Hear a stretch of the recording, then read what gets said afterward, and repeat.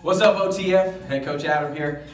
First of all, I want to tell you all you're doing a great job with reacting to the videos, applying it to class, working your zones, because we are heart rate based interval training. That's what sets us apart.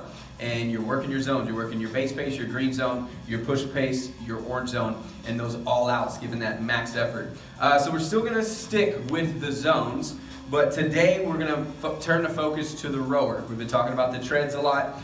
The rower is just as important to work your zones and your intensity. Remember, we measure intensity in 3 different ways here. It's either going to be wattage, that's mainly what we measure our intensity on our rowers with. 500 meter split today, or yesterday actually, was our 500 meter row. A lot of y'all saw the 500 meter split with the intensities. I'm going to go over that today on what to expect and what to look for when you're rowing with that 500 meter split. Then we have miles per hour. That comes up a couple of times a month. But what we got over here, we're coming over here, we got Coach Christine here, one of the great rowers at OTF, flawless form. So she's gonna get going. We'll come in and look at the monitor. So we know we're around the monitor, just explain it to you one more time. Here's where your 500 meter split is. Now what you're looking at is this time is showing you what your 500 meter row will be in. And this down here is going to be your meters, which I know we're probably all aware of that, your time and your strokes per minute. Now I want you to look at this number right here, because after about 10 leg drives, which is where she's at, that's really when it starts to settle in to where your pace is. Now with your base pace, that's where you're looking at your monitor and you're seeing, okay, am I in the green zone at this base pace? So looks like Christine's settling around 2:15. Most people are around 2 minutes or 2:15, somewhere around there in their base pace. So you want to have a number to shoot for so you can stay consistent and get to that green zone. Then when we go to push, you want to shave about 15 to 20 seconds off of that time. When she's going to go into a push, you notice she's not going much faster. She's just adding bigger leg drive. And if you look at the strokes per minute, they're staying pretty close to the same. She's going to get it up to around 30, because that's a good push effort to be in right there. And then this time's going to keep dropping. It's going to keep dropping. Now, how do you know where your push pace is? Once you start bringing your push in and it settles in, give it about 10 good leg drives. So hers is settled into 150. It's a number you can hold for about 500 meters, maybe 1,000 meters.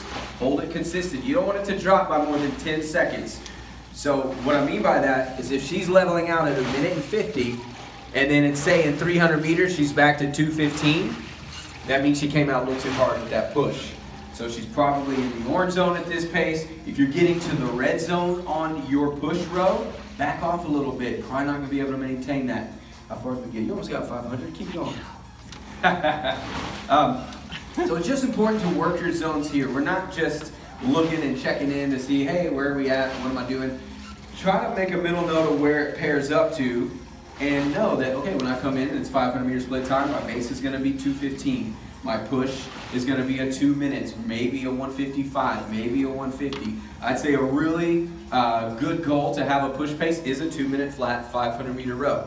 As long as you have the form, which we will help you train and correct, that's what we're here for, then it's all about effort and that leg drive. I want y'all to embrace the rower, because the rower works 80% of the muscles in your body, so it's actually, out of all the pieces of equipment, works the most muscles. And if you ever have any questions, please ask us. If you need help explaining us to explain the monitor, the intensities, please don't hesitate to ask. The more that you know in this room, the better that you can train yourself, and it's going to set you up for success. So when you're coming to class, your next time, and you're on the rower, check it out. See if you can match up your paces with your intensities and remember them so you can be consistent with your training. That's all I got for you today. Have a comment, make a comment down below. We still want to know what you want to hear or you want us to talk about. We don't get many suggestions or requests. We're not going to do much about nutrition, I'll tell you that. We're going to just keep it in the room. We're not going to do nutrition. We're not nutritionists. That's why we team up with other vendors to do that. So anything in this room, ask it, and we will get a video out to you. All right, that's all I got for you. We'll see you in the orange zone.